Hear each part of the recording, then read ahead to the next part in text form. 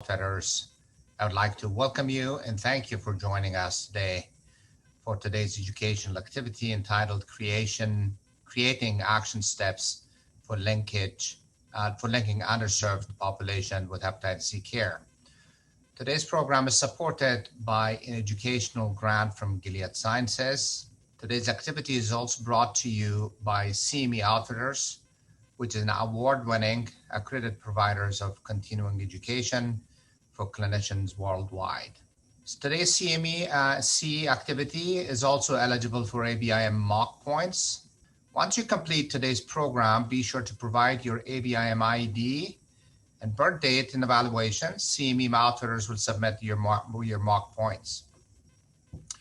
You can also claim this activity as CME for MEPS improvement activities. So please make sure to participate and provide example of how you will change your practice, and CMEO will send you confirmation of your participation, which you can submit to CMS. As I mentioned, I'm Zobair Younossi. I'm the chair of the Department of Medicine and the professor of medicine at the Nova Fairfax Hospital, Dosage, Virginia, right outside Washington, D.C.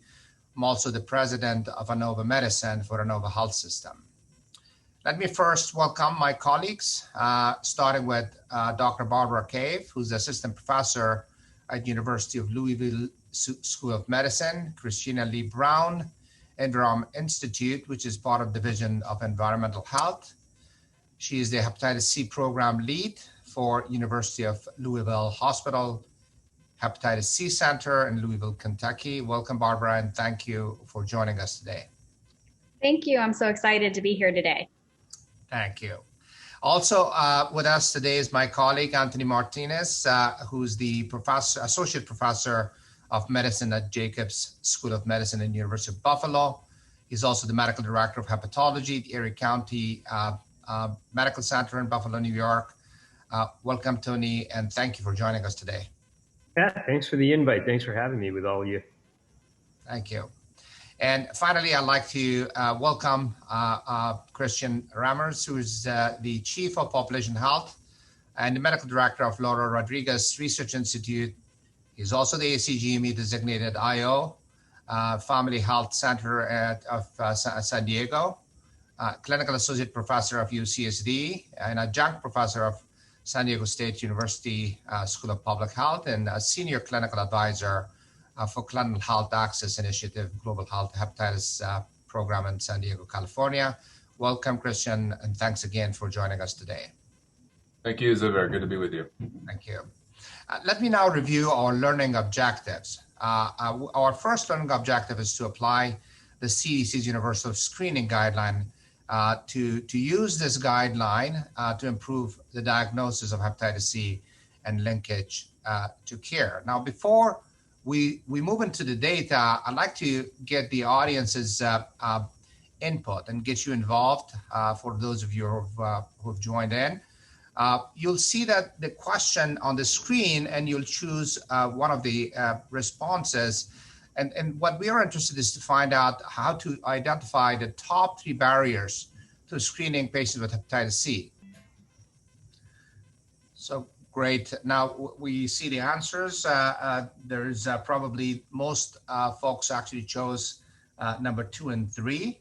Actually, also about 62% chose number 4. Let me actually ask you, Tony, the CDC estimates that about 2.5 million people are living with hepatitis C, and only about half of these patients are aware of their status. And those who are treated are nowhere near where we really want them to be. And today's hepatitis C is really not a baby boomer sort of hepatitis C that was when we started this journey, almost a decade ago. Can you just tell us a little bit more about what the data shows and where we are in terms of the problem of screening and the current sort of challenges that we have in this context? Yeah, so as you said, there's about 2.5 million people still living with it, but half the people don't know they have it. And in part, it goes to what was just on the prior screen. Hep C is often asymptomatic. People haven't necessarily been tested for it, and we failed risk-based screening. So It's like you said, it's not just the baby boomer disease that it was even 5 years ago.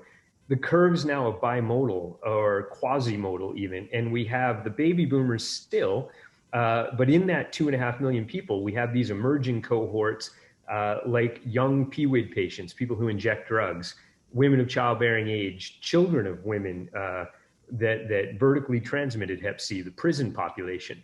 So only about 37% of people with Hep C have been taken up into treatment. And that in order to achieve the World Health Organization's targets to eliminate Hep C by 2030, we obviously need to do a much better job.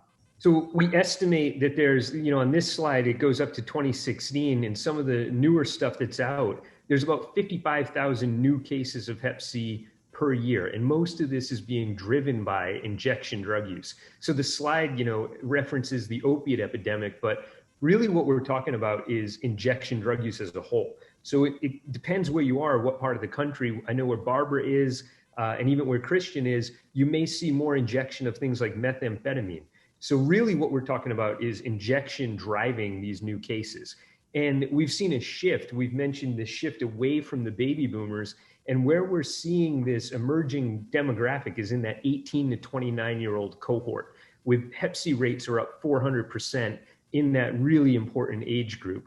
And I think the reason that they're fueling it so effectively is that, they frequently share the implements of drug use. And this is a huge vector of transmission. Hep C can survive not only on the needles or the syringes, but on the implements of use. So we're talking about the cookers, the cottons, the filters, for example.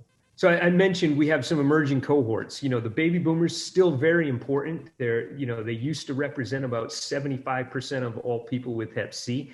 That number's come down. I think it's somewhere about half of individuals. A lot of those folks have been treated. We still have some states that had treatment restrictions, however, and depending where you're at, there still may be large groups of baby boomers that are treatment naive. These young PWID patients, as I said, women of childbearing age.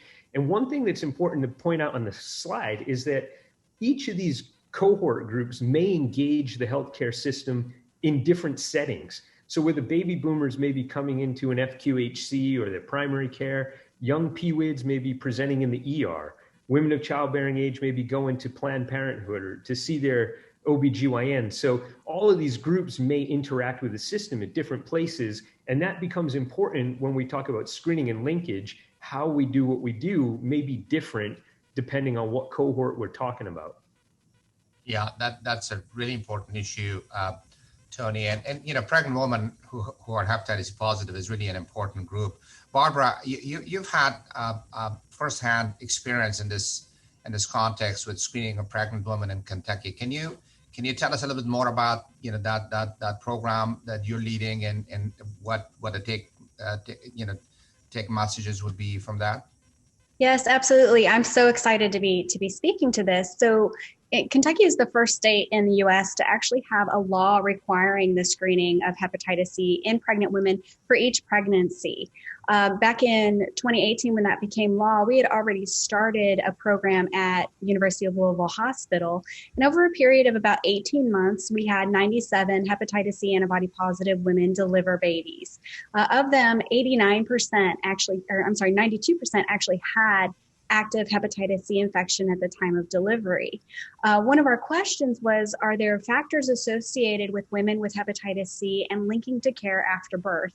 Linkage to care being interacting with a primary care provider, OBGYN or women's health provider, addiction care, mental health, or a hepatitis C treatment specialist to see if we could address the problem of hepatitis C, get mom cured before she had any subsequent pregnancies, but also follow these children so that their outcome as far as hepatitis C transmission could be tracked and followed over time.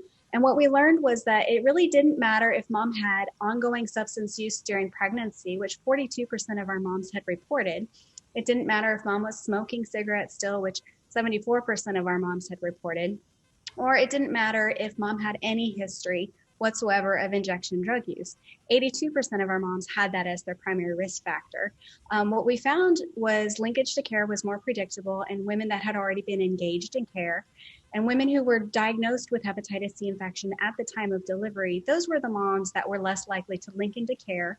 And they may have also been the same moms who essentially had no prenatal care whatsoever. So this tells us that we want to engage women across the lifespan, but especially during the childbearing years, get them screened, diagnosed, treated, and cured before any pregnancy. But if we capture them in pregnancy, have a plan for what happens after delivery so that these mothers can still go on and get treated and cured before they have any subsequent pregnancies.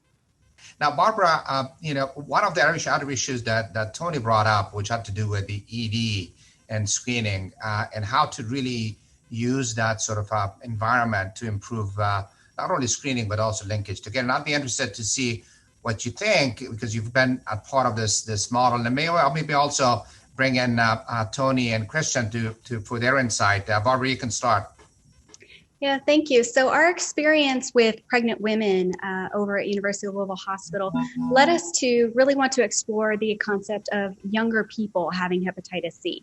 This project started while the main recommendation was to screen baby boomers, but we recognized very early on in Kentucky that we have a substantial injection drug use problem, and that the majority of our newly identified patients with hepatitis C were in a younger cohort. So we set up a program to sort of automate screening, testing, diagnosing, and linkage to care within our emergency department. So patients between the ages of 18 and 45 years old that came into our ED that had blood drawn and answered positively to a risk-based questionnaire were eligible for testing if they had blood drawn. We had just over 12,000 questionnaires completed, and about 25% of them had positive risk indicated. We ended up testing about 1,890, and of them, 36.8% of them had hepatitis C antibody. This is a huge rate of exposure. I mean, just blew our minds to see how many people in this younger birth cohort actually had exposure to hepatitis C. And of them, the majority of them were actually infected with hepatitis C. So if we step back and just look at the number of people coming into the ED in this age group that had the testing done, we had a 23% infection rate. So this just speaks to the importance of really actively seeking out screening and testing procedures for this younger population. Certainly using a universal approach would be best, but this would have overwhelmed our system and the way we set up this program. So we really do recognize, certainly in our area, that this younger patient population, especially the population who may be injecting drugs, is really driving our numbers up in this area.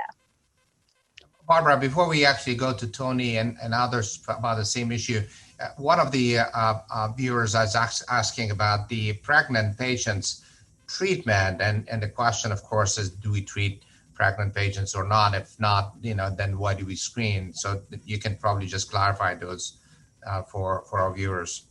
Sure. So our program is to screen pregnant women and get them diagnosed, but treatment is generally held until after delivery. Currently, there's no on-label treatment of pregnant women for hepatitis C. It's also not in the recommendations for the AASLD at this time. However, the science is moving toward that, and we do expect within the next several years we'll have enough data to be able to move forward with treating pregnant women during pregnancy. Thanks, Barbara. Tony, what do you think of this ED issue? You've had a lot of experience, and then maybe Christian, you can also chime in. What do you think, Tony? Yeah, we were doing this a similar type of program where we were doing near universal screening out of our ER. It initiated with a focus grant, and it kind of just became standard practice within our institution.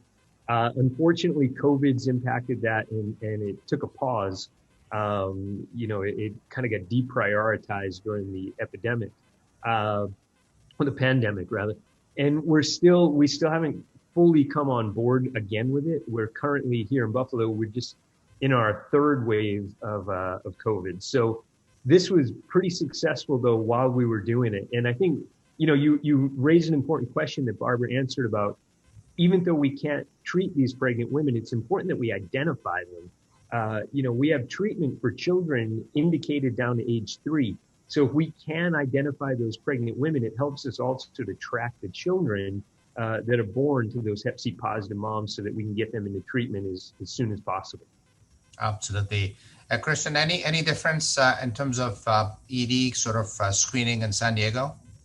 No, I'll just add that we benefited from this as well. I think if we're going to get to elimination, the no wrong door approach is really what's going to be needed. Many people use the ER as their primary care, unfortunately, in our healthcare system.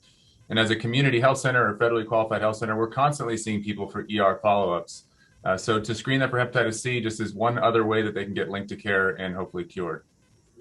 And Christian, the incarcerated population is another very high risk population in terms of high prevalence of hepatitis C. Can you tell us a little bit more about barriers to hepatitis C testing and treatment for those who are incarcerated in prisons?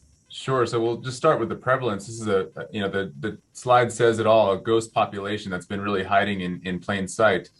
The overall prevalence in U.S. prisons is thought to be about 18%, but the range here from state to state is from anywhere from 12 to 35% seropositive for hepatitis C. And if you look at it a different way, correctional populations actually make up a third of the hep C cases in the United States. So really a population that is going to have to be addressed if we're going to get to elimination. This is a tenfold higher rate than the general population. And it represents a missed opportunity. This is it's gotten so simple to diagnose and treat hepatitis C that it's really something that we should be looking into. Unfortunately, to date, less than 1% of people that are in prison receive adequate treatment. And I think there's many reasons for this. The first is the uncertainty of the prison sentence. Prisons are reluctant to start treatment if they don't know when somebody's going to leave. With the regimens being 8 to 12 weeks, though, I think that's a little bit less of an excuse, maybe for jails more than prisons. But in addition, there's a constant churn within prisons, and people are going in and out. And we as community providers really need to link better with prisons in order to get this done. I've been encouraged recently in California that we've seen prisons actually take more of this on themselves, and some of them doing universal screening. Of course, prisons operate as independent entities in many places, so we're not all on the same page, but really a missed opportunity that people, I think, are paying more attention to going forward. So regarding screening, I mentioned this, screening is the name of the game. We talk about a care cascade and getting people screened and diagnosed and linked to care. It all starts with screening. And it doesn't really matter how good our medicines are and how effective they are if we don't identify people largely with asymptomatic infection and link them into care. So there's been some really encouraging news in the last couple of years with different organizations such as AASLD and IDSA first recommending universal screening, the U.S. Preventive Services Task Force also recommending universal screening. And then on this slide, you can see the CDC came in line as well. And I'll just go through a few of those specifics here, that HCV screening is really recommended for every adult, everyone over age 18. And then in addition, as Barbara mentioned, the pregnant population being very important, the CDC saying each pregnancy we should be screening as well, except in settings where the prevalence is less than 0.1%, which is essentially no state in the United States. So this is essentially a universal recommendation. There's always been a one-time screening regardless of age, setting, or prevalence in some certain specific populations. You can see them listed here. People with risk factors, people with HIV, people with abnormal LFTs that have not been fully diagnosed, and then those that have an obvious exposure, an organ transplant or a blood transfusion. And then what do you do after that one-time screening? Well, of course, routine periodic testing is going to be necessary. And I think these bullet points are pretty obvious. People who have an ongoing risk of hepatitis C infection, whether they inject drugs or share needles, people with certain medical conditions, such as those on hemodialysis. And then, of course, if anybody who asks for an HCV test, they may not be telling you some risk factors, and you should definitely perform it then. So I think this strategy, now endorsed by really AASLD, IDSA, U.S. Preventative Services Task Force, and CDC, is to make screening just a routine part of medical care. And those of us in primary health care that are incentivized to do colon cancer screening and breast cancer screening and cervical cancer, this is now going to become something that we need to incorporate into our practices to identify more people. Yeah, I think just before we leave this subject, there are a number of questions that the audience have. And one of the questions is about cost data and cost effectiveness of screening, say, in ED or OB clinics. That's one thing that we need to address. And of course, the second issue is that how to approach someone in the ED that doesn't stigmatize individuals. And maybe Christian, you can start, and we can ask Barbara and Tony also to give their insight. Yeah, I think when you make something a standard part of medical care, it automatically destigmatizes a little bit. And instead of having to explain, well, looking at you, I think that you're a person who injects drugs because of the abscesses on your arm, making it something that we do for everyone, that's going to be very helpful for destigmatizing. And then in terms of cost effectiveness, the prevalence that we're seeing in certain populations really, I think, justifies the test. An HIV testing program is considered successful if you find 1% positivity rate. And in ER departments, and then in certain populations in prison, certainly in pregnant women, we're finding prevalences that are much higher than that, which I think justifies the cost. Yeah, and just to reiterate what you just said, Christian, is that we published something maybe about 4 or 5 years ago to show the cost effectiveness of general population screening, which has much lower prevalence rate. So if you've got a higher prevalence rate and the cost of drugs from 4 years ago have gone down substantially, then it has to be more cost effective to do this. Barbra, there's a question about screening, young women, and whether we should just screen everyone or just screen those who are at risk for IV drug use. And if you follow the ACLIGA and the CDC's recommendation, anyone who's adult should be screened. Is that your recommendation too? Oh, yes, absolutely. I strongly feel that any adult should be screened for hepatitis C at any opportunity that they request it, certainly, and then at least once. But you also have to be aware, as young patients are interacting with the healthcare system, they may not have had an exposure or had a risk factor, but maybe 5, 6, 7 years later, they might have a risk factor and maybe need to be retested at that point.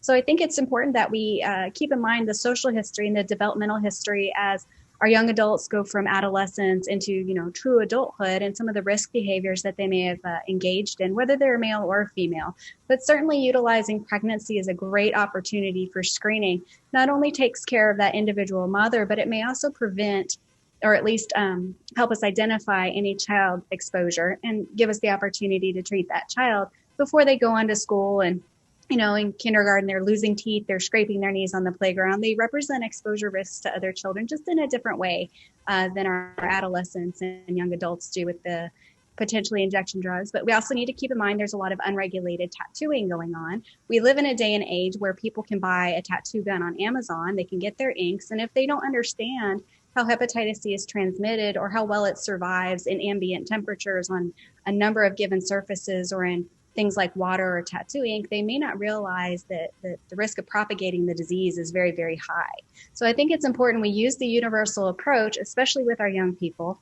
But don't forget that you can do this more than once. If you have a good relationship with your patient, periodically ask for social history updates so that you know if you need to have any kind of repeat testing. Thanks, Barbara. Tony, before we move into the how to screen, do you have any comments about these the screening population and population risk from ED or other sort of milieus or environments? I think Barbara raised a very, very good point that, this is a move toward universal screening, and it's made it really easy. If you're between these ages, you get a test, a one-time test. But I think that's the key thing, is that it's not just a one-time test, and it doesn't supplement, it doesn't replace risk-based screening entirely. This is sort of the foundational screening, but risk behaviors are ongoing. They evolve over time as people, as they age, the risk behaviors may change. So I think it's important to keep in mind that this doesn't just replace risk-based screening. This is sort of the foundation of the whole thing, but that's a key piece that we still need to keep in mind.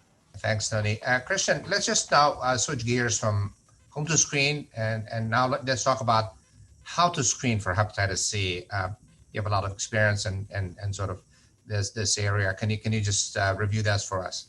Great. Yeah, the good news here is this is getting simpler. There used to be another step where we could lose patients between checking for an antibody and checking for a viral load. So hepatitis C is a sort of a unique disease in that not everybody exposed to it goes on to develop chronic infection. And for a long time, we were separating these tests out and losing a good proportion of people along the way. But thankfully, most antibody tests now are actually linked to a reflex PCR. So you don't really have to think about it anymore, as long as your system, and you should probably look in your electronic health record and see what tests you're doing. But most systems are tuned now to do a reflex test. So you don't have to think twice about that second step. But what do you do with a negative test? So this is, a testing moment is much more than just the testing result. It's an opportunity to counsel patients, to take that social history, as Barbara mentioned, confirm that people really know how Hep C is spread and what their risk actually is. And then, of course, offering harm reduction and other services to keep people safe. So it's getting simpler. I think every testing moment should be an opportunity to do more education, more social history. But once you get that test and it reflexes, then you can move ahead with treatment.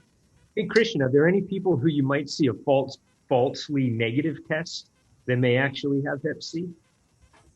That's a good point. So false negative, I think you're referring to a window period if somebody is acutely infected there.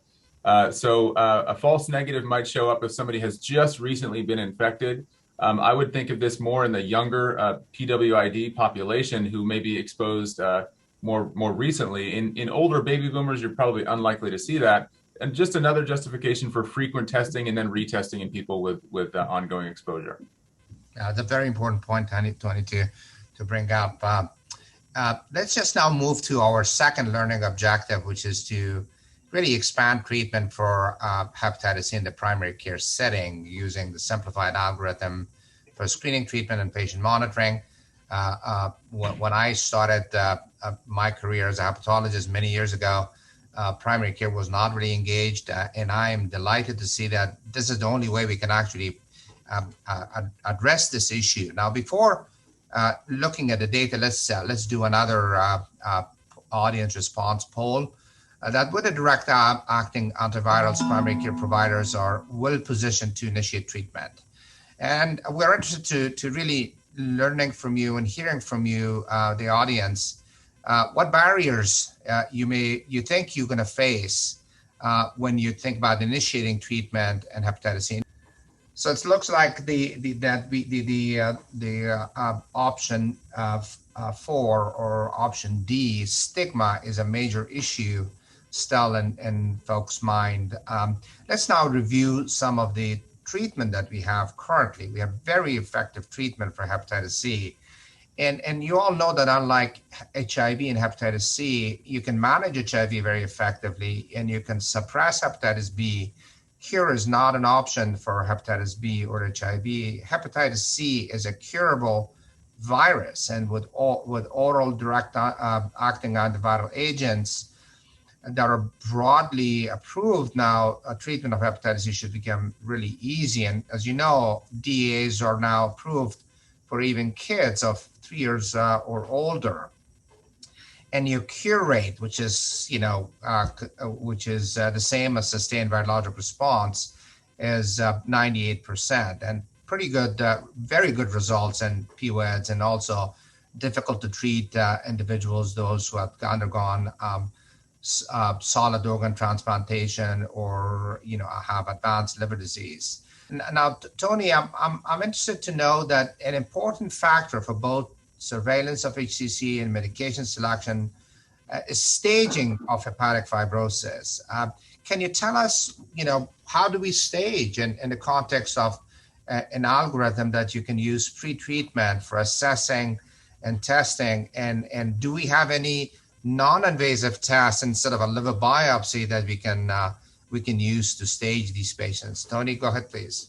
Yeah, this aspect of Hep C management has gotten really a lot easier, much more streamlined. We have this new simplified algorithm that we can utilize for most patients.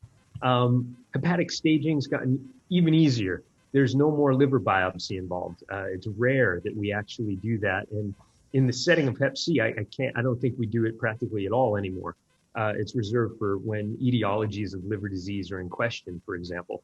So the basic algorithm here is primarily, I bet, what most of you are already doing when you treat Hep C. So these are basic tests, a CBC, a CMP. We're screening everybody for hepatitis B exposure, HIV, and hopefully for their Hep A immune status. Now, if our patient's platelets are over 150,000, everything else looks okay, we can begin treatment pretty much in any setting. We can do this by any type of provider in any, non-conventional setting. It doesn't have to be under the care of a specialist. I think you bring in the specialty management if your patient is co-infected with Hep B or HIV. In those patients who have uncontrolled comorbidities or maybe who have advanced kidney disease, those are patients that maybe you're referring out. Now, there's a couple simple tests that you can kind of look at that will tip you off if your patient's likely to have advanced fibrosis or cirrhosis. And the ones that I like to pay attention to are the total bilirubin, the albumin, the PTINR. That's not on the list here, but pertinent to what's on your simplified algorithm, if the albumin is low, if the total bilirubin is elevated, these are tip-offs that your patient probably has more advanced disease. But the number one test that correlates with the presence or absence of cirrhosis is the platelet count. So if the platelet counts fall in that 100 to 150,000 range, this is your red flag lab test right here. And I think that when you see that, you go right to getting an ultrasound, because the ultrasound will actually do two things. One, it'll confirm stigmata of cirrhosis. So you might see splenomegaly. You may even see some varices or an increased portal vein diameter. These are radiological stigmata of cirrhosis. The second thing that the ultrasound will do, it'll surveil your patients for the presence of liver cancer. So all of our patients who have Hep C that become cirrhotic, and I would even argue patients who have F3 fibrosis, so right on the cusp of developing cirrhosis, should also have an ultrasound or some form of imaging every 6 months to assess for HCC. Even if our patients get cured of their Hep C, the risk that they develop liver cancer doesn't go to zero. So it's important that we continue that ongoing lifelong surveillance. And you can see the stages on this next slide here. Just to make things easy, this is Metaveer Staging. We break it down into 4 stages. Stage 1 is kind of, you just sort of have inflammation, but there's not any scar development yet. In stage 2, you started to you've started to lay down some of the precursors of scarring. In stage 3, you have more extensive fibrosis. And this is kind of what we have historically considered the point of, no return, where you've really distorted the architecture of the liver cells. Although we have, new evidence that maybe there is some degree of fibrosis regression when people get treated and cured. And then finally, stage 4, this is consistent with cirrhosis. Next slide. So I told you that there was no more liver biopsy, and that's a good thing because, it's an invasive test, and if we can avoid it, we'd like to. So we have a number of non-invasive ways that we can assess for the underlying extent of the underlying fibrosis. So there's something called elastography, and this is there's also magnetic resonance elastography. That's kind of like an MRI. It's a little bit less widely available. So a lot of you, I think, have probably heard of a fibro scan, and this is like an ultrasound, and it measures how stiff the liver is, and that score that you get correlates with the degree of hepatic fibrosis. That test also tells us how much steatosis, or how much fat, is inside the liver, and you get a corresponding score for that as well. So you get 2 pieces of information when you do a fibro scan. MRE, this is, like I said, it's not as widely available. It utilizes MRI technology. So in my center, we have FibroScan available. We don't have the MRI-based platforms. There's simple tests that we can calculate. We're already getting these baseline labs. We're looking at the patient's liver enzymes. You can take the patient's age and put them into these calculators called a Fib4 or an APRI. These are you can download these apps on your phone, you plug in the information, and then that kicks back a score that correlates with the degree or the likelihood that the patient has more advanced disease.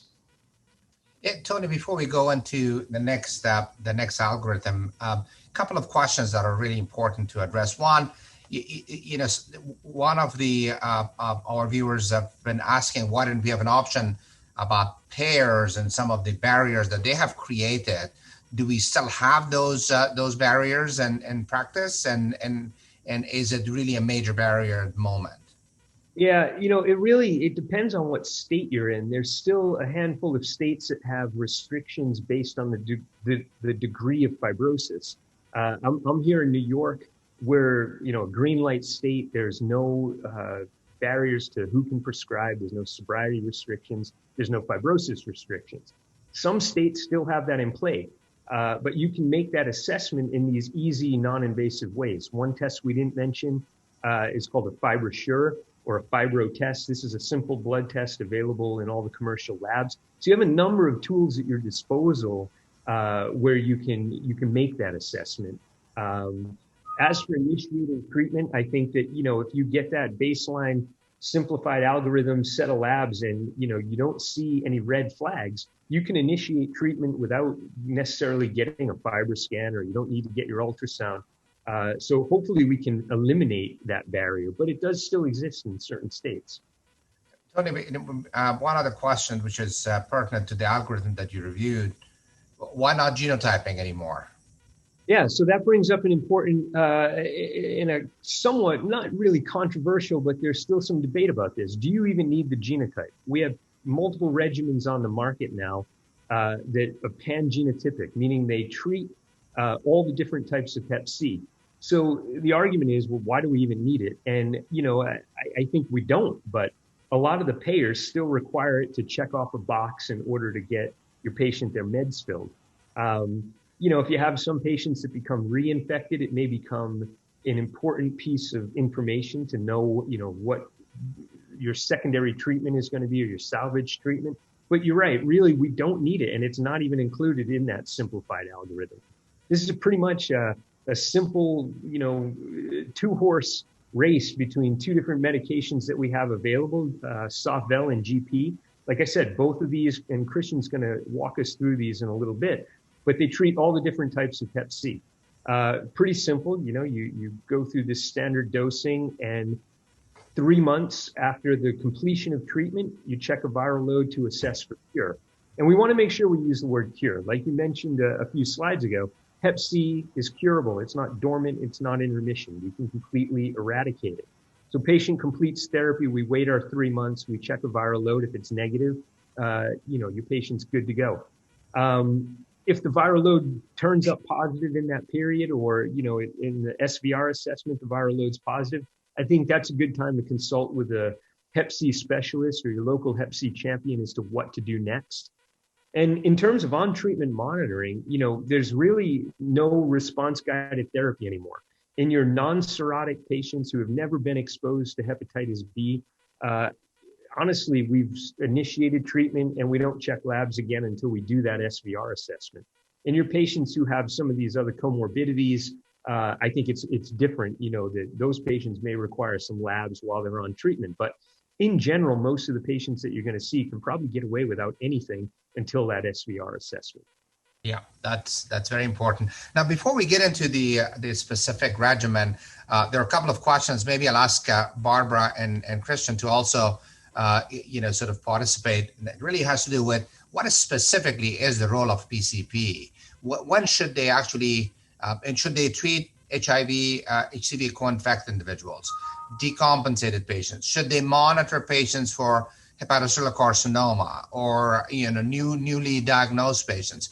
What are sort of the lines that you draw to say, well, this is the type of patient that PCP should actually treat, and then the rest of them, more complicated patients, can be referred to a hepatitis sort of expert or an HIV hepatitis HCV expert.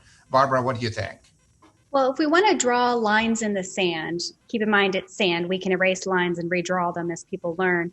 I think primary care absolutely should have solid investment in taking care of screening, diagnosing, treating, and or referring patients with hepatitis C, certainly from stage 0 on to and including stage 3. But after that, that's where it becomes questionable. And I would say it then would turn over to your level of comfort and your level of expertise at that point.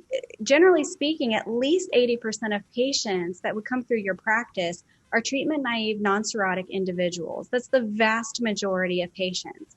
That alleviates those of us in specialty care, and so that we can focus on patients with advanced liver disease, concomitant liver diseases like hepatitis B and or HIV infections with hepatitis C, or those patients with liver cancer or maybe severe fatty liver disease or alcoholic liver disease in combination with hepatitis C. It unburdens the specialists to really get into these very complicated cases, but at the same time, it allows you the opportunity to really engage with your patients. It lowers barriers. It's cost effective. It's cheaper for the patient to see primary care than it is a specialist. Chances are you're closer to the patient than the specialist is. It's just all around the way to move forward and do things. It's also going to allow us to reach far more people than relying on specialists alone. But I think I'm preaching to the choir. You all wouldn't be here if you weren't interested in learning how to do this and some of the nuances. The bottom line is, if you're interested in learning it and you have the desire to move forward with it, you absolutely can, and know that you're supported by the experts in the field. Barbara, do you put other sort of liver health issues on the shoulder of the primary care, meaning, for example, Hcc screening when there's time to screen for esophageal varices, immunization for patients with liver disease? Those are all recommendations by different societies. Or do you think that that's something that should go to a specialist? I think a specialist should own those inherently, but as primary care providers gain expertise and comfort, if they're willing to take on some of that additional monitoring in an uncomplicated, very well compensated patient, I think they can, and that's my opinion. Now, as soon as somebody's decompensated, that patient's very likely on the path to liver transplant, and at that point, they absolutely should be in the care of a specialist, because there's additional monitoring and considerations and different medications that are considered that really do fall under the care of the specialist. Great. Christian, let's just now look at some of the regimens. And in order to eradicate hepatitis C, really on a widespread scale, we really need to be able to treat different types of use different regimens, pan-genotypic regimens. And let's just look at the recommendation, at least from AASLD and IDSA. Sure. So you saw on the simplified algorithm, there's really only two choices. And as Tony mentioned, it's a two-horse race here.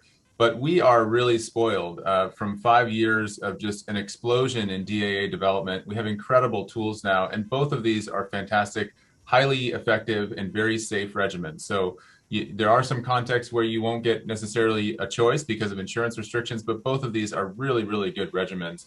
There's only a couple of very subtle differences between the two, as you can see in this chart here. The dosing interval is a little bit more straightforward with soft bell, 12 weeks for everybody. And then with glucapavir pibrentasvir, just not really to be used in decompensated cirrhosis. And as we've mentioned in the last couple of minutes, this is really one skill that any primary care provider who's going to be treating Hep C needs to know how to do, which is to diagnose cirrhosis and then to pick up decompensated cirrhosis. The dosage, as you can see, is just slightly different, 1 tablet a day with or without food versus 3 tablets a day with food. The side effects, I think those of us that have been treating for a while know that these are relatively mild and almost always will not be treatment limiting. So very, very few patients will have to stop treatment in order to address these side effects. Most people will just push through it in a couple of days, they'll be gone. But you'll see almost half the table is devoted to drug interactions. So this really is something that we should pay attention to. Anybody that I'm training on how to treat hepatitis C, I make sure that they, before they hand out that first pill or before they write that prescription, do a very thorough drug-drug interaction check, because it's a little too much to keep in your head, in my opinion. So use a tool, whether it's in your electronic health record or the University of Liverpool drug-drug interaction database. And that's really it. And we have fantastic SVR rates with either of these two regimens. Are there other regimens that are there that may not be as widely used? And we talked about the prison population, and there are other regimens that are available only to them, I guess. Yeah, there still are other regimens on the market. Some of this gets down more to economics than what we would rather treat. I do a lot of international work, and actually sofosbuvir decladisvir is still one of the most widely used regimens because it is so incredibly cheap. So yes, I'd say, for other in specific contexts, you need to think about other things like genotype specific regimens or regimens that are other than these two. But for the general U.S. population, we're gonna come down to just these two simple regimens. Maybe we can go next to how do you monitor these patients post-cure? You have an algorithm, and maybe you can review your approach. Yeah, sure. And this is where, again, one of the essential skills of any Hep C treater is to be able to triage who has cirrhosis and who does not, because really the management is different depending on whether you've made that determination. Tony mentioned Hcc screening, really an important part of care. I would argue that a primary care provider who has an interest in hepatitis C can take care of most of those things on their own, but very important to have at arm's length a specialist if they need an EGD done or if they need help with a decompensated cirrhotic patient. We also should always talk about reinfection and other liver disease. So I like to make an assessment really at the beginning of treatment as well as at the end. When we do that SVR12 lab, or if we do other labs and the transaminases are still elevated, we need to broaden our thoughts and think, did we uncover a patient with NASH or fatty liver or some other disease? So harm reduction here, talking about reinfection, making that assessment between whether they need ongoing attention because of cirrhosis or F3 fibrosis or not. And then also that screening piece. If they do need repeat screening, we should continue to do that as well. There are a couple of questions that I think we need to address. And I think especially this one question about from a primary care physician who was in sort of urban community setting. And he's absolutely right. When you actually even refer a hepatitis C patient to a specialist, a hepatologist or gastroenterologist, most of the time they are being treated by our physician extender colleagues, not someone not a hepatologist per se. Although I have to say that my extender is probably a better hepatologist than I am half of the day. So at least clinically. So I think there is a big role to push that primary care physician should treat all hepatitis C patients as long as they're comfortable with treating. And at least that's been my standing. But they should have probably somebody that they can connect with in case there is some idea, so there is some possibility of really very decompensated patients that then would require the other standard of care for treating advanced liver patients, which is really liver transplantation and management of liver cancer. Yeah. There is a question about PROs, and I'll tell you because I've done a lot of the PRO data assessment myself. Yes, there is plenty of publication that if you cure patients with hepatitis C, if the patients with mild disease, their PROs improve. The patients with advanced disease, their PROs improve. And then now there is up to 5-year follow-up that patients that are cured, even those that have cirrhosis, not only their clinical outcome improve, meaning that they will have less complication of cirrhosis, but their PROs continue to improve over time. Now, if you have more advanced cirrhosis, you will improve, but liver disease will still have some impact on quality of life and other patient-reported outcome. Another question that I think is related is to the fact that why do we have to do genotyping? And I think Tony already responded to that really you don't need genotyping, but you are sometimes required genotyping because of payers and their request to have genotyping. Tony, back to you about patients with kidney disease and end-stage renal disease. Maybe you can tell us a little bit more about what considerations should we have when we are treating these patients. Yeah, this used to be considered a special population, and it's kind of not the case anymore. Both regimens that we have available to us for most patients here, they're both indicated in patients with end-stage renal disease, including dialysis. So, this was a population that in the past, they had really limited options for treatment. And ironically, they were it's a disproportionately affected group. It's, have never been on hemodialysis as an independent risk factor for Hep C. So all of these patients now, they do have an option for treatment. The outcomes are identical to somebody who doesn't have end-stage renal disease, and the algorithms of care are identical. One thing I would mention about the genotyping thing, I forgot in my response to it before. In a lot of places, we talked about reflex testing for Hep C antibody that reflexes to the viral load. A lot of places, including my institution now, we actually reflex the Hep C viral load to genotype. So we have taken out of our EMR the ordering of the Hep C genotype in and of itself. So now whenever we get a viral load, if it's undetectable, they just don't run the next piece of it. But we're actually using reflex testing both for antibody to RNA confirmation and also RNA to genotype. So that is something that's out there and available to folks. Tony, let's talk a little bit about drug safety and drug interaction. And maybe also in that context, there's also a question that we could expand what we've sort of seen in the clinical trials, both in terms of efficacy and safety from clinical trials to the sort of real world practices. Do we have similar efficacy? Do we have similar safety, similar adherence in the real world setting? Yeah, and so Christian, he brought up a great tool, the hepdruginteractions.org. It comes as an app now. That's a great resource. There are some things that you need to be aware of with statins and PPIs and so on. So that's a great tool. Specific to a lot of patients that I see, and I know that Christian and Barbra see, these PWID patients who are on OST or MAT, they're synonymous depending, where you are at. But we're talking about things like buprenorphine, methadone, naltrexone. So, in the old days, there were potential interactions with things like ribavirin and maybe interferon. But with these newer agents, you can see that the majority of these boxes here are green with a check mark. We mentioned older regimens, Elbisvir, Grazoprevir. This is known as Zepatir. We still see it sometimes being used in the prison population. But the point of the slide here is that there's no interaction with any of these medications, these Hep C medications, with the medications that are used for opiate substitution or MAT. Sofvel and the soft-containing regimens you see there are in a yellow box where there's a potential interaction. We've treated a couple thousand patients in my clinic, La Bodega. They're all on some form of MAT. Most of them are on buprenorphine, and we've never seen any interaction. So that's just anecdotal there. But the important thing is that there's no interactions, no significant interactions for any of these medications used for MAT. Now, two other issues that's come up in the question side of things. One is the reinfection rates, and we're going to talk about that a little bit more in detail later.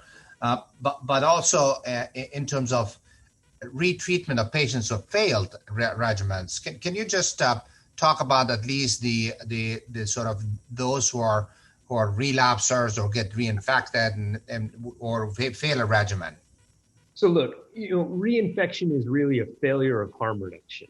And we know that overall, if patients maintain their OST or MAT with no interruption and we're able to stop their ongoing use, that the risk of reinfection is somewhere around like 1.5%. It's exceedingly low. Reinfection is going to happen. Addiction is not a disease that you cure. It's a disease that you manage. And people relapse. I mean, it may happen. Ideally, we provided all the harm reduction that in the event that a patient does relapse, they know what to do and they know how to do it in a way that's safe to prevent Hep C reinfection. But this is something that's been in the narrative for a long time. It's really unfair. I don't know that we lecture patients with other disease states the same way we do people who have Hep C. When you readmit somebody 10 times for CHF, do we tell them you're only going to get one round of treatment for your CHF, so you better adhere to that diet? No, we treat them with their diuretics. We put them in the hospital as many times as we need to. So, when you look at this data historically, it's pretty low. And I would argue that if you're treating Hep C and you have no reinfection, you're not, treating the patients who are the hardest to reach, the ones who spread. So reinfection happens. So what? There's treatment options depending on the genotype. If you can use. Sometimes we use the same regimen. Sometimes we use a different one depending. That's where the genotype can be helpful. But unfortunately, this is something that still hangs around the narrative that I would like to see us start to kind of get away from. Barbra, we've looked at the issue of the demographic changes that has happened in the United States over the past 15 years or so, and we're looking at younger and younger patients. Can you tell us a little bit more about treating patients who inject drugs, and what are some of the barriers to treatment? Sure, absolutely. But first, I want to make it very clear that people who inject drugs may not just be our younger population, although they tend to be our younger population. Clinically, I've treated people in their 70s that still have ongoing active heroin use. But generally speaking, our people who inject drugs are this younger cohort of people, and they do represent a very high burden of new cases, and they are substantial spreaders. So they represent one of our highest priority populations because of their ability to transmit the infection over and over and over again. It ends up being this big mushroom cloud of transmission if harm reduction measures are not put in place. So they need to be our priority patient population that we aim to treat so that we can help mitigate some of this spread. But that can't be done in and of itself. We're not going to treat our way out of this problem. This hepatitis C problem amongst people who inject drugs needs 3 different prongs. It needs treatment, absolutely, to eradicate the disease from the susceptible population. But it also needs harm reduction, such as syringe exchange. If you're supplying sterile injection supplies, there's no virus in sterile equipment to be propagated to the next person. So harm reduction strategies, including syringe exchange program, or information on how to sterilize used equipment, or information on how to avoid sharing or limit sharing, or proper disposal of used equipment. All of that is very, very helpful. But the third arm would be medication-assisted therapy. As Tony's discussed previously, we know that there are no substantial drug-drug interactions between the hepatitis C medications and medication-assisted therapy. Incidentally, we know that there's not significant drug interactions between illicit or street drugs and hepatitis C treatment as well. But if we're using the 3-pronged approach of medication-assisted therapy, harm reduction, and treatment, we stand a really good chance of eradicating hepatitis C in this very important population.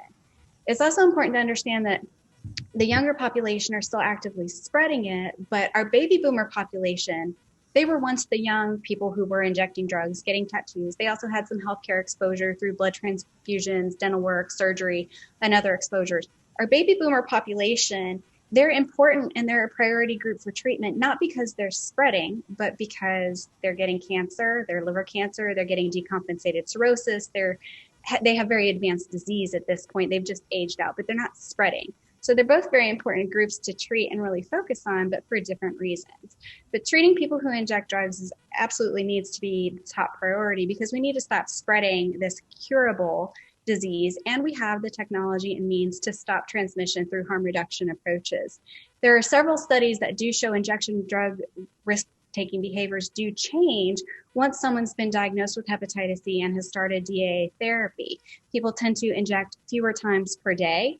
Their injection drug networks tend to be smaller, and they're more likely to utilize sterile injection supply, whether that's through syringe exchange program services or they have other ways of acquiring sterile injection supplies. So it's all very, very important to getting on top of hepatitis C and bringing down the new infection rates and also working toward elimination in this specific population. But there's a number of barriers that exist with hepatitis C treatment uptake amongst this particular population. Certainly stigma, which when we asked our question earlier, this group brought up stigma as one of the biggest barriers, and that's absolutely reflected in what we see here. People who inject drugs bring in self-stigma. They feel defeated. They are beating themselves up. They feel less than, non-human. They're very, very upset with themselves, but then you pile on top of that maybe stigma that the healthcare system may apply to them as well. They come in with their own stigma and expect to receive stigma. So it can end up being a very self-defeating cycle. So it's very important to understand that that patient feels especially vulnerable when they're coming to you for hepatitis C screening and or treatment. Sometimes patients are just unaware of how this virus transmits. I can't tell you how many times I've heard patients say, "Oh, I gave it to myself." No, you didn't. This is a blood transmitted disease. You got it from someone or something that someone else had touched. So helping to understand the transmission cycle and the fact that it's curable helps reduce some of these barriers and gets the patient interested in treatment, and it empowers them to be able to help control spreading any infection, but also raising awareness amongst their peers, which is also very, very important. Lack of stable housing can sometimes be a barrier for patients because they're worried about their medications getting stolen. It's one thing to have controlled use, have access to syringe exchange programs, have good health literacy, but if you're in an unstable environment, that risk of medication theft or loss or destruction becomes something that may keep someone from getting their treatment in a short period of time. In terms of providers, there's often a lack of understanding. Primary care providers may not realize that we can treat people who have ongoing substance use disorder. They may not realize that that these medicines have no interactions and that it's actually a very easy thing to do if you're willing to interact with the population. And there's numerous systemic level barriers to treating people who inject drugs. A lot of that's just our built-in unconscious biases, health disparities, lack of access, lack of willing providers to take care of it. Barbara, that one question that came up has to do with, any other social stigma that could be related to cultural issues, say, in Latino or African American population. Is there a specific sort of approach that you would recommend to address those potential barriers? Yeah, absolutely. One of the biggest things that I like to employ in my practice is using person-first language. I try and be very conscientious about how I'm addressing the individual in front of me and how I document their story in the chart as well. I don't say drug addict. I say person who uses drugs. I don't say clean or dirty. I say abstinent or sober or pause of use or controlled use. I try and just be very conscientious about how these people are addressed in my office, and I try and be very welcoming. I'm sure Tony has other tips and tricks on how to address this population, but maybe in the interest of time, we may not be able to get into that. But there's a lot of stigma surrounding this group of individuals, particularly. And Christian, can you tell us a little bit more about this study and how the clinical model might work? Sure. So I think we've identified that reaching into these populations of people who inject drugs is extremely important. And there have been some investigators that have really explored different ways to successfully treat these populations. And this is some work exploring really different models of care, of how to treat these people who may not really be best served by the traditional primary care, referring to a GI doctor and getting their Hep C treated. So this was a study that was conducted in 25 centers actually throughout the United States, and patients were randomized to a different model of care, one being modified directly observed therapy and the other being patient navigation. Really, a really simple but ingenious way to address adherence challenges. Patients that are in opioid treatment settings, why not just do a modified directly observed therapy? They're getting their methadone or their other medication in that way as well. And then patients were given sofosbuvir velpatasvir and essentially followed up through a relatively simplified algorithm through the end of treatment, and then SVR12 was looked at as the primary endpoint. There were some secondary endpoints looked at in terms of differences and factors associated with treatment initiation, adherence, and completion. On the next slide, you can see the cascade of care, and we're used to seeing these immense drops from those that were screened to those that were finally treated. And I think what should be impressed upon the audience here is that getting to 50% towards the end is actually quite an achievement, especially in this population here. What the authors demonstrated here is that there really wasn't a very significant difference between the two models, either a modified directly observed therapy or patient navigation. And at each step, we'd lost about 20% of the people. So, this is it's not a completely clean population. We all know that, those of us that treat this population, but really getting 50% of those cured who were enrolled is quite an achievement. On the next slide, they have very detailed adherence data. And you can see that in the opioid treatment programs, you have maybe a little bit of an increased adherence in those that had modified directly observed therapy. But then they also had community-based clinics, and this gets to the idea of bringing treatment to different settings. Treatment adherence does tend to drop off slightly as we go a little bit further over to the right. But overall, really different models of care work for different people, and this demonstrates that even in previously thought of as hard to treat populations, you can get to a cure. Thanks, Christian. Tony, there are lots of concerns about reinfection in the PWIT population as well as treatment adherence. Maybe over the next 3 slides, we can address both the reinfection as well as the issue of treatment adherence. Yeah, so this was a simplified trial. This looked at about 100 patients with soft VEL. Adherence was monitored and assessed, and they also looked at outcomes. And the overall cure rate in this population, these were people who had actively used within the past year. And some of them had been using daily for the past 30 days. And the overall cure rate was 94%. And 96% of these patients had over 90% adherence. And then you can see additional data on the next slide. When we looked at treatment in PWID, this was with GP, and this looked at over 2,200 people. And these were patients that had a history of opiate use disorder and that were on OST.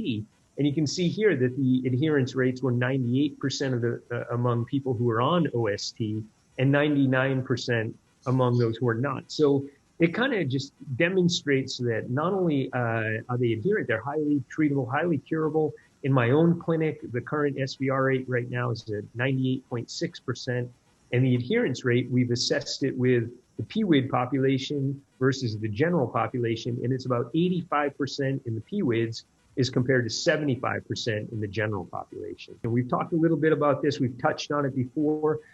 This, in my opinion, is probably the most important study out there right now in relation to this issue. This is a meta-analysis, 36 studies, and you can see overall it was about 5.9 per 100 person years, but then it really gets stratified down. And I think that the key thing here is the bullet on the bottom, where the reinfection rate, as I said, was only 1.4 per 100 person years among people with uninterrupted OST who had no recent drug use. So really, I think that this just demonstrates, again, like I said before, reinfection is often a failure of harm reduction. Let's just move to the third and the last learning objective that we have that has to do with disparities in treatment of hepatitis C initiation in the underserved rural or federally qualified health centers. And before this, let's just take one last poll question. So most of the, of course, folks chose option B, which is the that may not offer treatment for fear of adherence, non-adherence, and reinfection. Barbra, what are some of the other barriers to treatment, and how do you change this narrative? Maybe you can address that. Well, I think our audience really nailed it, where a lot of the barrier really just came in from the provider perspective, just under false assumptions or just data that's not data, it's just imagination, right? It's our stigma, it's our unconscious biases coming to light, where we think people who inject drugs can't adhere to a regimen. Data says they do. Well, there's no way their cure rate's going to be the same. Data say it is. It's really neat to know that these direct-acting antivirals don't discriminate. It doesn't matter your age group, your gender, do you have diabetes, do you have high blood pressure, what's your fibrosis stage? None of these factors matter. The direct-acting antivirals as a whole really work very, very well, even in our population of people who inject drugs. It's really getting our healthcare providers activated and initiated in addressing hepatitis C in this particular population. We know that DAAs are not complex. It's one pill once a day or 3 pills once a day for 8 weeks or 12 weeks, and it's very, very straightforward. The lab workup is even streamlined at this point. So we're at a point where rather than getting hung up on aspects of treatment in individual populations, it's really how do we bring the treatment to our populations. And so there's some alternative models and new healthcare delivery models that are out there that are really changing the approach and how patients will access hepatitis C screening, diagnosis, and treatment, especially for underserved patients or underserved populations with hepatitis C. So we want to change the narrative around hepatitis C. I'm hoping that after you've viewed today's presentation, you really find opportunities to act. These people are at your fingertips. They truly are, whether you've been looking for them or not. It's very important that we stop with the patient blaming. Well, that patient uses drugs, so they can't do this. The patient's using drugs, so they're not going to keep their appointment. The patient this, the patient that. No. It's our time to love everybody. Bring people back into the fold, and maybe consider bringing our offices into non-classical settings. Maybe it's our time as healthcare providers to go to where our patients are. We certainly have seen a lot of removing of restrictions to access and initiation of treatment of hepatitis C along the way. Maybe it's time you sit back and look at your individual state and really figure out what are the Medicaid rules for prescribing hepatitis C treatment in 2021, because they have changed. In fact, 2021 is really one of our first years where restrictions are almost all gone across the U.S. Yes, there are still a handful of states that have some more harsh restrictions, but generally speaking, many of our patients are going to have unprecedented access to hepatitis C care and treatment than they've ever had before. So if you've not taken the time to learn what the regulations and requirements are in your state, I strongly encourage you to do so. Please remember to incorporate harm reduction into your clinical practice and teaching, because without harm reduction, as Tony says, reinfections are going to be a failure of harm reduction. If we don't provide information to our vulnerable populations, which includes people who use drugs, on how they acquired their infection in the first place and what they can do to avoid a reinfection down the road, we're not doing them the full service. We need to make sure we know where the syringe exchange programs are in our communities. And if there are none, we need to know about the rules and laws surrounding sterile syringe prescribing. How do people who inject drugs get their sterile supplies? There's many modalities, and I'll tell you, Amazon can ship these things across state lines if it comes to it. So be creative, know what your resources are in your area. It is a time where we offer on-site testing. You can screen for hepatitis C very easily at the point of care. And we're hoping to move forward to do not only point of care screening, but also diagnosis. And this can be done out in the field, under a bridge, at a homeless camp. It can be done at the community health fair. It can be done in the church. It can also be done in our emergency departments.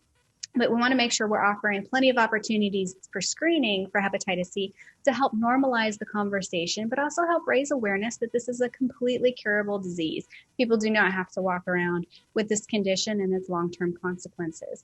And ultimately, we're hoping to move toward a single visit screening, diagnosis, and treatment visit. This is where the field is heading. We're not quite there yet, but we are rapidly heading in that direction.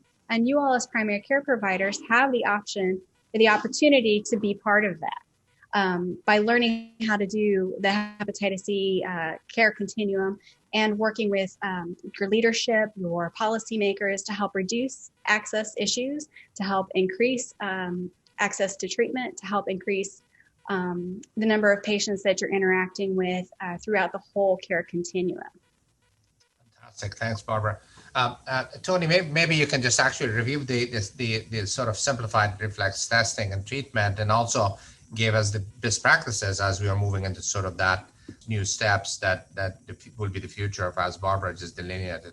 Yeah, like Barbara just said, I think that, the goal of this whole movement is to get to a place where we're doing test and treat modalities in our clinics. So like we've talked about reflex testing for antibody, for reflex to genotype.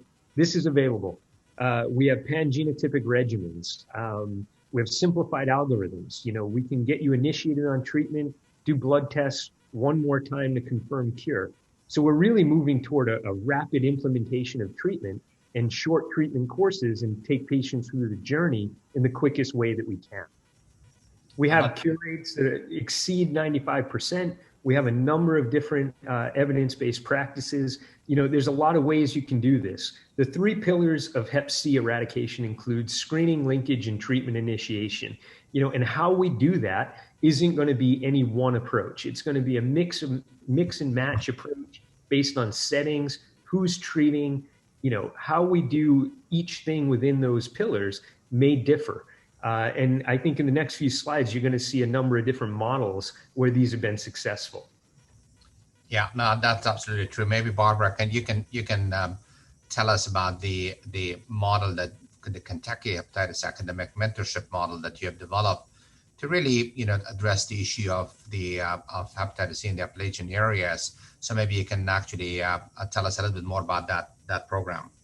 Yes, absolutely. I'm very excited to be part of the CAMP model. The Kentucky Hepatitis Academic Mentorship Program was born in 2018 in response to recognizing the growing populations of people who are injecting drugs, the growing populations of pregnant women, the growing populations of hepatitis C exposed children that we have here in Kentucky. In 2018, we had a lot of restrictions removed surrounding prescribing of hepatitis C treatment medications. We looked back, we being the specialists, we realized there's only about 12 centers in the whole state that are able to treat and cure hepatitis C. And we thought, we need help. There's no reason we should be doing this on our own. The treatments are so simple. The workup is becoming so streamlined. It's really time that we engage not only our primary care providers, but any interested addiction care provider, women's health provider, any type of medical provider that has an interest in screening, diagnosing, and curing patients as they are, where they are in their local areas, because there's just not enough specialists to get the job done. So CAMP was created in 2018 as a mentorship, a telementorship program with also peer-based mentoring. And we've now trained over 300 providers throughout Kentucky and have expanded this model to other states. Our ultimate goal is to increase the health of our underserved populations by bringing hepatitis C care providers into high-risk, low-resource settings, including our rural health areas.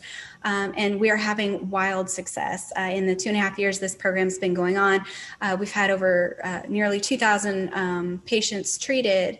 We don't even know how many patients have been screened for hepatitis C because we don't track that metric. But we're having wild success with this particular model. And it's meant to be as a supplement or an alternative to other types of models out there, which Christian will talk about his decentralized model here in just a second. Yeah, Christian, that actually is a great to you. Can you talk about the hub and spoke model that you've been working on for a while? Sure. So a couple of years ago, all of the liver societies got together, and I was fortunate to be part of this declaration that we really need to integrate hepatitis care, we need to decentralize, and we need to task shift. And that's kind of the approach that we've taken in San Diego. I work in an FQHC where there's lots of primary care providers, nurse practitioners, physician assistants. And so this is just documenting our experience here. About 1,200 patients. We wanted to sort of just to look at whether the effectiveness being treated at the hub was the same as being treated at the spokes. This is based on a model called Project ECHO, which was pioneered by a hepatologist, Dr. Sanjeev Arora in New Mexico, really with the same thing, having an academic medical center at the middle, and then lots of spokes to extend the reach of hepatitis C care really to harder to reach in more rural areas. One other element that's really key to this is these green ends here, which are the patient navigators, really to just be that presence to guide patients through. And this is our team, treating and curing Hep C and eliminating Hep C is certainly a team sport. So that's me, the red ID doctor in the middle. We're fortunate to have a hepatologist, Dr. Carrie Frenette, that helps us out as well. But really the bulk of the work is done by the primary care physicians, these PMDs or nurse practitioners that you can see scattered throughout 9 clinics, which really increases our reach throughout the San Diego region. On the next slide, you can see kind of our results. And I want to show you that the hub has gotten actually less busy the further along we've gone. These green squares are the hub treatment volume, and you can see that's really fallen at the inflection point of 2016. And the spokes are stepping up and treating more people. And the combination of the two has actually increased our volume overall. On the right-hand side, you can see me as that red square there, the ID doctor, really busy up until 2016. And thankfully, the team has really, taken on some of the work, and those blue triangles of primary care providers, as well as the purple circles of nurse practitioners, are treating more and more. So really, it's a team sport. All together, we're having higher and higher cure rates, and you can see those overall numbers, the black crosses there. The total numbers are really, up to 350 patients a year that we're treating and curing. Fantastic. Last but not least, Tony, La Bodega program in Buffalo that you've been leading. Can you tell us a little bit about that program? Yeah, so the bodega, it's really like a series of micro models of elimination under one sort of global macro model. And we utilize a number of different modalities, like I've emphasized before, no approach is the one that's going to do it. You have to, Christian mentioned this, that you kind of have to go through all the doors, right? So by any means necessary. And that's kind of how the bodega works. So it's conventional referral systems. It's co-localization, meaning co-management of the Hep C and the addiction on site. We've also implemented telemedicine. We've done that with COVID, to facilitate linkage. And part of what we do is we saw a slide with 3 big barrier groups. So we need to overcome those patient-based barriers. That involves education. That might mean system navigation, so coordinating transportation or facilitating the linkage so patients don't need to make the appointment for themselves, and referring providers don't have to fax things. It means provider education. So we now have our residents, our addiction medicine residents, our ID residents. They rotate through the bodega, and it gives them a lot of experience, not only with Hep C, but also in how to manage people with addiction disorders. So really, this is a mix and match approach. We do about 6,500 visits a year, and it's a small team. And the heart and soul of this team really is our case manager and our social worker, who really kind of quarterback this entire effort. And you can see on the next slide some of the outcomes. This is just a sampling of some of it that we put out there. We looked at some active users. These were patients that were fairly heavy active injectors that underwent treatment. You can see the SVR data of patients who we had the SVR data available at the time of this. it was 99%. The overall adherence was 87%, and there were cases of reinfection. All of those patients got retreated. We had a detox model where we screen people who are coming into the detox. They have that reflex testing that occurs when they come in. We had a handful of those patients that we looked at that we began treatment with. And of the 17 that we identified through that model and started on treatment, they all got cured. With telemedicine and COVID, we initiated this very recently. We had no infrastructure, about 750 visits that by the end of the second week of the entire program, we had converted to video. And what we were able to do was evaluate 51 patients who were newly diagnosed and referred with Hep C. 84% of those patients initiated treatment. They've all been cured. Some of those patients we never met in the clinic. They finished treatment, they had SVR assessment, they never came in, the whole thing was done over telemedicine. And one of the key things that we did find with telemedicine was that it facilitated linkage, but it did slow down that care cascade. So what we might do in a week in the co-localized model maybe took us 30 or 45 days to do via telemedicine. Well, this was a fantastic discussion. Thank you, Tony, Barbara, and Christian. I certainly learned quite a bit from the three of you. Let me just summarize for the audience what we have talked about. Aligned screening protocols to updated CDC guideline to ensure that all adults are screened for hepatitis C and are linked to care when it's really necessary. This was a dream of ours, 10 years ago, and it's now reality. Provide successful screening and care continuum with PCPs, really at the heart of all of this, but also other non-specialist providers, and connected to the hepatitis C experts when we need them. Initiate treatment in the primary care setting to expand access to treatment of hepatitis C cure. And then finally, adopt new healthcare models, as we were just hearing from Barbara, from Christian, and from Tony, to expand our opportunity and to really meet the changing hepatitis C landscape. We've had a number of questions throughout this discussion that we've answered most of them. I'll just address two questions. We only have a couple of minutes left. One that had to do with NASH and hepatitis C and diabetes and hepatitis C. This happens to be my area of experience. Yes, you can see NASH and hepatitis C because remember the NAFLD, non-alcoholic fatty liver disease, affect 25% of general population. So it can also affect patients with hepatitis C. And if you have both of them, think about alcohol and hepatitis C, more progression. Same way, if you have hepatitis C and non-alcoholic fatty liver disease together, you can have more progression. These patients should be treated without any reason to worry about their fatty liver disease. And of course, diabetes has been one of the other complications that could be driven in some ways by the virus. And it seems that if you cure hepatitis C, that diabetes may also improve. There are a number of other questions that unfortunately we are out of time.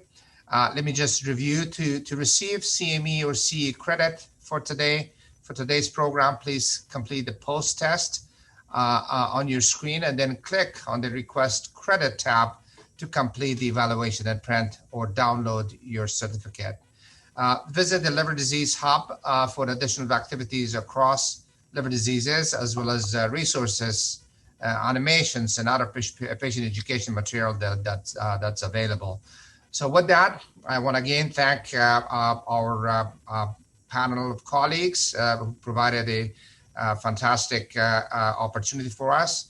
I want to thank you all that you've joined us, and also thank the CME outfitters for putting together really a fantastic program here. And I wish you all a wonderful day wherever you are, and hopefully we'll see you in the next program. Thank you.